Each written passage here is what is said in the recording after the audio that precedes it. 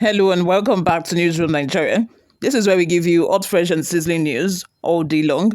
If this is your first time here, you have not subscribed to this channel, what are you doing? Please go ahead and subscribe. Also, leave your opinions in the comment section below.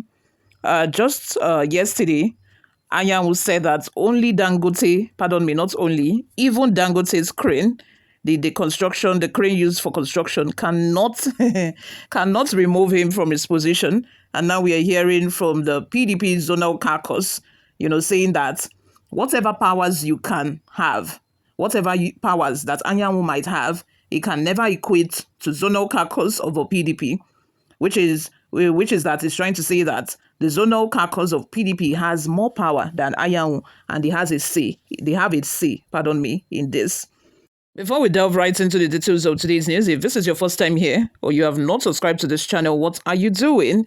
Please subscribe to this channel, give this video a massive thumbs up. That we will encourage to keep giving you more reliable and authentic news.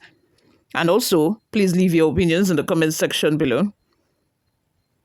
A former Imo State Governor, Achike Udenwa, has stated that the tenure of the embattled National Secretary of the People's Democratic Party, PDP, Samuel Anyanwu, ended when he opted to contest for the governorship election in Imo State. He insisted that people like the Minister of the Federal Capital Territory, FCT, Wike, supporting Anyanwu are not bigger than the Southeast Caucus of a party. Speaking during an appearance on Arise television's program, Morning Show, on Tuesday, the former governor asserted that the Southeast Caucus of a PDP stands with Sunday Okoye as National Secretary. Udenwa faulted the committee's decision, led by Senate President Bukola Saraki, to recognize Anyanwu as National Secretary. According to him, for some time, for over 1 year, we have been on this issue. The Southeast Zonal Executive Committee kept nominating Okoye as the substantive National Secretary. If we are to continue on that line, it's our prerogative to continue on that line, and we have been asked severally to present a candidate, and we have done it. If there is any contrary recommendation, then we are left to present our own candidates. We do know that the committee should be able to resolve a crisis, and it should not come up with what is contrary to the recommendation, as it is our candidates. As far as we are concerned, Anyanwu's tenure ended when he opted to contest for governorship. He came up his position as National Secretary, and it's left for us as a Southeast Caucus to present another candidate. We have done that 3 times now. If our presentation is being turned down, it means nobody wants us to make presentation again. We have made our position very clear. I don't believe that whatever forces are behind Anyanwu are stronger than the Southeast Caucus of a party. It can never be, because the Southeast Caucus is an established zone within the party. If that caucus takes a decision, it's binding, and a recommendation to the national can't be taken away.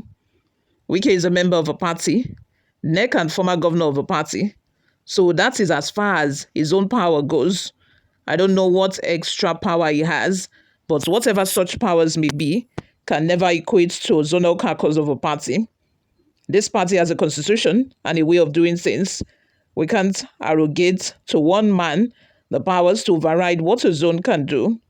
I don't know any man within the party with such powers. What are your thoughts? Let's have them in the comment section below. Thank you very much for always listening and watching. Before we go, guys, let's take a look at some of the reactions we got online. Chike Ari says, that's the problem, bro. You can see his mindset. I don't hear say, that's maturity, no be age. Sometimes, an advanced man make this comment out of the topic to create trouble here. How can the country forge ahead? This one, another Apabio, contested for presidential primaries, not Senate, only to apply as winner for Senate. All these old 419 turned politicians no let this country progress. People should go through their past records, Naija go cry, to see say na demons they rule them. Daufa says, Anyanwu and Wike deserves expulsion because they are determined to destroy PDP by all means. I even thought that Wike does not want to have anything to do with PDP. But when I saw that he went for the emergency meeting that held last week, I was surprised. I say, hey, so Wike is still a PDP member. Osondu says, what Atiku and his followers in PDP should do to checkmate the evil people working to destroy PDP before 2027 presidential election is to move Emas to join the coalition where they can put in a good fight in 2027. Chinedu Ogbonna says, all of you are confused, especially as so-called unlearned lawyers. Chris Ozuagbo says, throw that wicked man overboard. I mean, before he ruins you. That is if he has not ruined them already. He has. He has ruined the party already. Even after, let's assume that PDP is able to resolve the secretary wahala that is on ground. They still have other issues. There are other issues that are on ground that they should also look into. So it will take a very long time. I think even longer than 2027 for them to be able to resolve their disputes and the crisis within the party, for them to even think of, before they can even think of winning an election successfully. So, they have a lot of work to do. He has actually ruined the party. Idris Okeje says, PDP with his wahala have started again. Charles Anarodo says, Achike Udenwa should know that the crisis in PDP is premeditated, pre-planned and orchestrated by the APC through Wike to destroy the party continually until 2027. You people should remember, though these people, all of these people who are always blaming other political party for a particular political party's crisis, remember that this crisis has started even before the election of 2023. It has started even before he agreed to work with Tinubu. It started since the primary that was held that Wike lost. At first he was being a sore loser. And then when he realized that, he had a majority vote and Atiku still did not pick him for vice presidential ticket, that was when I think he fled up and he zeroed his mind that he was going to do everything humanly possible to sabotage Atiku. And he did not hide that fact. He let it know that he wasn't going to support him. He wasn't going to, although he was, saying it in, different innuendos, but we all know what he meant. And at last, even Tinubu went to Wike when he was a governor. He visited him at the government house. They had the agreement, which is why we're having somebody from an opposition party, occupying the seat of the FCT ministerial position. That was the agreement. That was the deal they had. He did not hide that fact. So I don't know at what point, I don't know at which point APC started using Wike against PDP. I don't know, but you guys should remember that it did not start from APC. The crisis within Labour Party is not caused by APC. The crisis within PDP is not APC that caused it.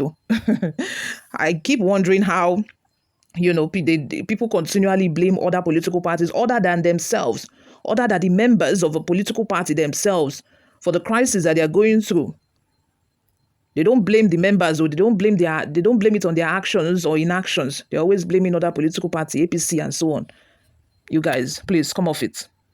Moving on, it says, when it would have been rendered weak and incapable of putting up a formidable challenge against Tinubu, anyone in PDP who doesn't get it yet is an accomplice, because many others may have been enlisted in the APC books as stooges to poke the PDP from inside.